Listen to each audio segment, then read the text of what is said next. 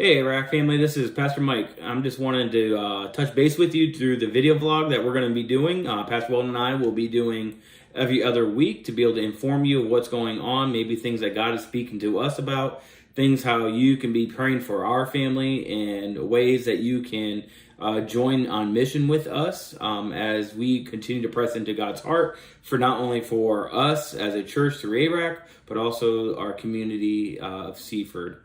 One of the things that is near dear to me, and I wanted to share with you a little bit about what God has called me here to do.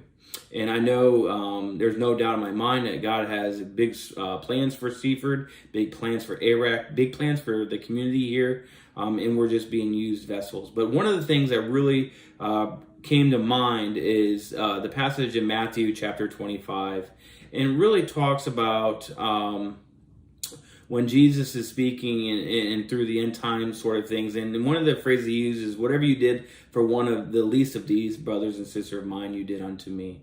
And that passage really has been a big part of my journey as I have taken the Christian walk.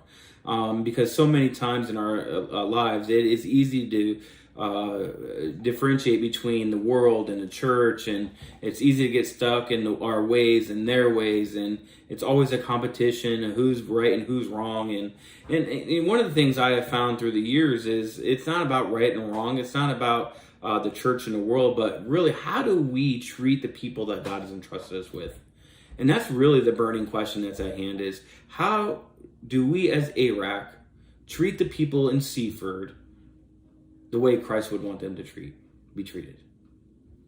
And that's a burning question that always resonated with me. Mike, how will you treat the people that God has entrusted you with? And family, I just want you to know this, that God has entrusted you, us, Iraq, to love the community of Seaford.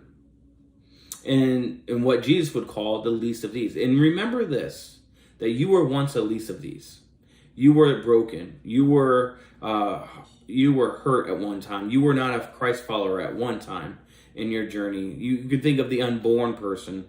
You can think of the mentally ill, or the physically ill, or the physically challenged, the people who are homeless, as we know, people that are hungry, refugees, people who are in prison, people might be able to never live productive lives. Those are the least of these that Jesus is talking about in Matthew 25. It's how you love those people is the way we are to love God.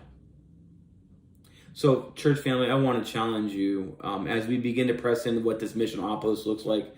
One, I want you to pray with me. Pray with me, one, that God will reveal himself to us through what this may look like. You are taking a faith-filled risk as one of the greatest things in the Christian Missionary Alliance. I believe is one of the core values that is important to us to uphold, is taking faith-filled risk. And you're taking a faith-filled risk not only with your finances, but you're taking a faith-filled risk on my family to join you on mission.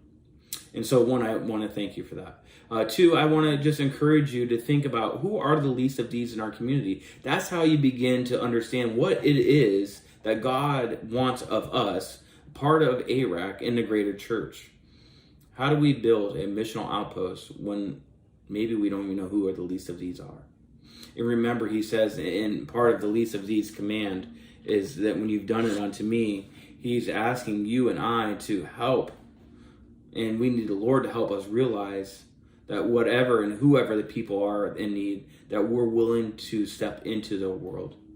And that we're willing to step into their dirty.